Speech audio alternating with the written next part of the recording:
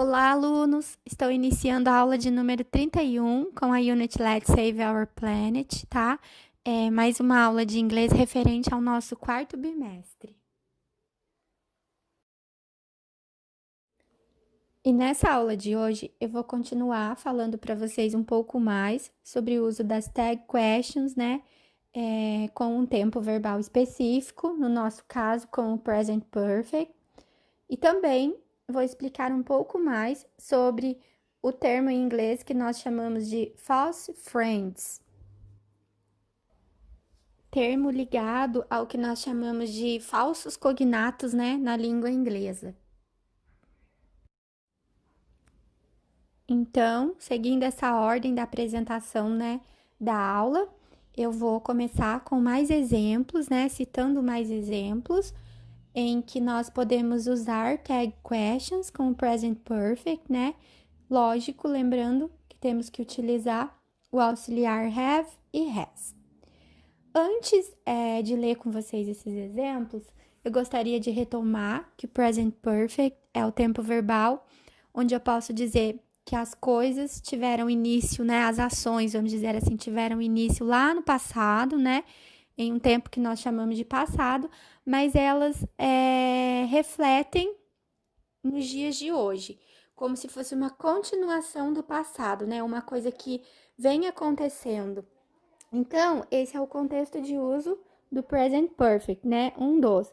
E aí, nesse caso dos exemplos, eu usei aqui exemplos de ações que falam justamente sobre isso, só que sempre formando, então, uma tag. E aí, sobre a tag, eu quero retomar também, como eu disse para vocês na aula de número 30, que elas são o que podemos chamar de respostas confirmativas, né? E aí tem aquela questão, se a primeira frase for afirmativa, a tag tem que ser negativa.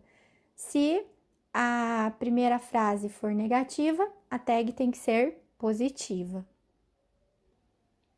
E para ficar mais fácil para vocês, é só pensar o seguinte, que nós temos dois auxiliares, né?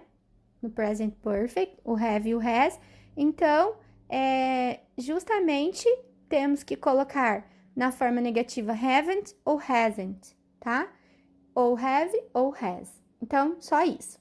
Então, vamos para o primeiro exemplo. She has studied Spanish, hasn't she? Ela tem estudado espanhol, né? Ela estudou espanhol, né? Não estudou, né? Não tem estudado nesse contexto. O she has vira hasn't na própria tag. Continuando com os exemplos. My cousin has already exercised, hasn't he?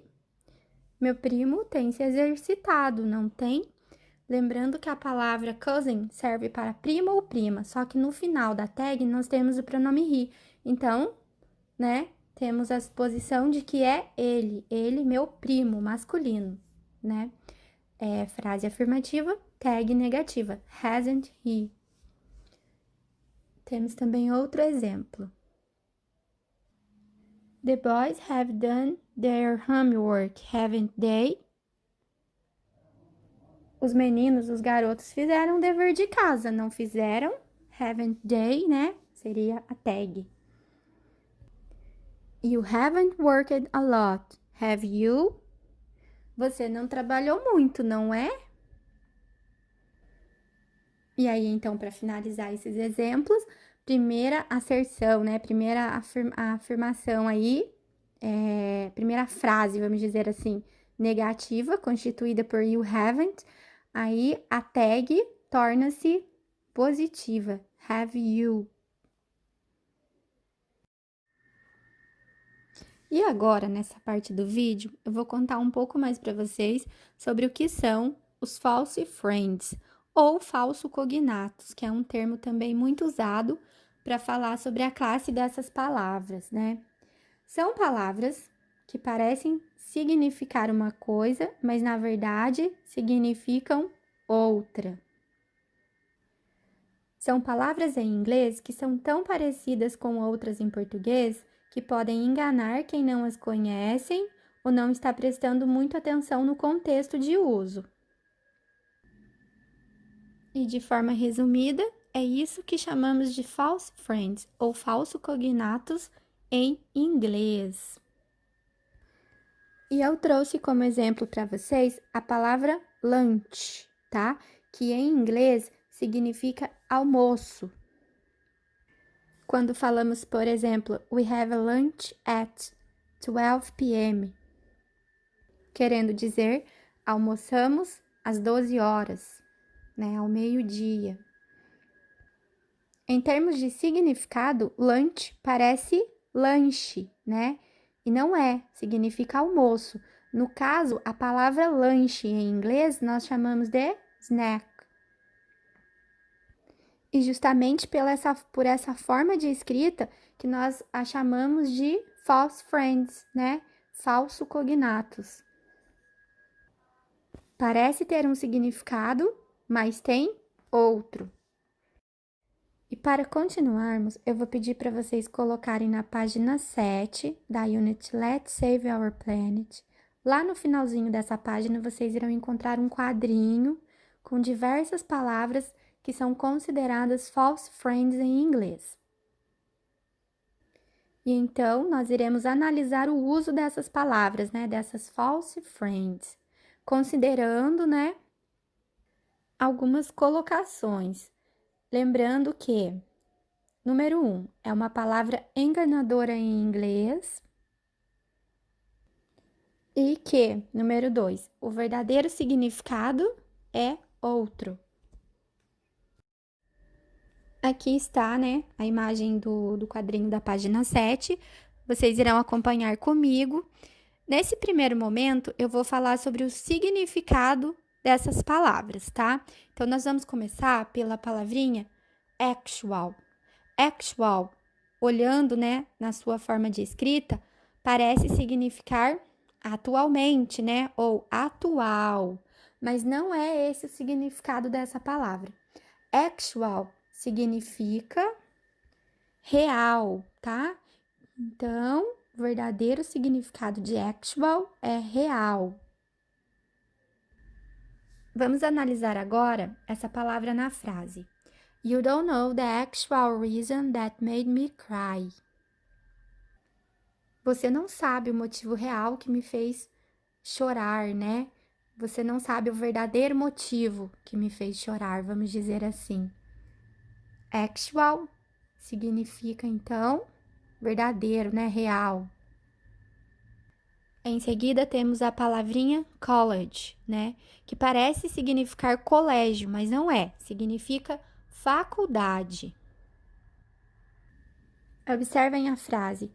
Only after high school graduation, I will think about what to do in college. Só após a graduação do segundo grau, vou pensar no que fazer na faculdade. Por exemplo, então, college, faculdade. Depois temos a palavrinha costume, que significa fantasia, tá? Trajes, né? Fantasias. I'll go to the costume party wearing a big colored hat. Vou para a festa fantasia usando um grande chapéu colorido, né? Vamos dizer assim, irei para a festa fantasia, irei à festa fantasia usando tal coisa. Só lembrando, né, que é muito considerada, essa palavra é muito considerada um false friend, porque se você olhar para ela, né, falar costume, parece costume, mas não tem nada a ver com costume, é o traje, né, vamos dizer assim. Mais uma palavra, agora a palavra exit, que significa saída, e não existir ou hesitar, né? Please, could you show me the main exit to this building? Por favor, você poderia me mostrar a saída principal desse prédio, né? Algo desse tipo. Temos a palavra library. The book is available at the school library. O livro está disponível na biblioteca da escola. Ao contrário do que algumas pessoas pensam, library não é livraria, é biblioteca. Continuando, temos a palavra parents, né? Que parece significar parentes, mas não são. Parents significa pais, né? Pai e a mãe, os pais. I traveled to Salvador with my parents and my sister, né? Viajei para Salvador com os meus pais e minha irmã. Outra palavra chamada de prejudice, né? Que significa preconceito, tá? E às vezes dá a entender que estamos usando com sentido de prejudicar, prejuízo, mas o significado é preconceito. Prejudice is one of the stupid things in the world. Preconceito é uma das coisas mais estúpidas do mundo. Temos a palavra pretend, que parece significar pretendo, pretender, né? Mas não é. Significa fazer de conta, fingir, né? Nesse sentido. Don't pretend to be sick. I know you are perfectly well. Não finja, não minta, né? Não finja sobre estar doente. Sei que você está perfeitamente bem.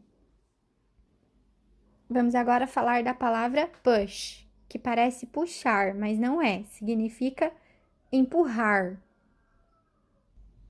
I tried to push the door, but I didn't open. Tentei empurrar a porta, mas não consegui abri-la, né? Nesse contexto. Push. E a última palavra que nós temos aqui na tabelinha é a palavrinha realize, né? Realize. Now, I realize you are my best friend. Agora eu percebi que você é meu melhor amigo. Nessa frase com sentido de perceber e não de realizar, né? Como é a tradução que nós pensamos quando lemos essa palavra, né? Realize dá a entender que é realizar, né? Mas pode significar perceber, compreender. E essas, então, foram as palavrinhas que chamamos de false friends. E finalizando essas explicações, nós vamos falar um pouquinho da tarefa. Essa semana, vocês irão fazer a página 14, exercício 7 e 9, e a página 15, o exercício 10, tá? Da mesma unit, Let's Save Our Planet.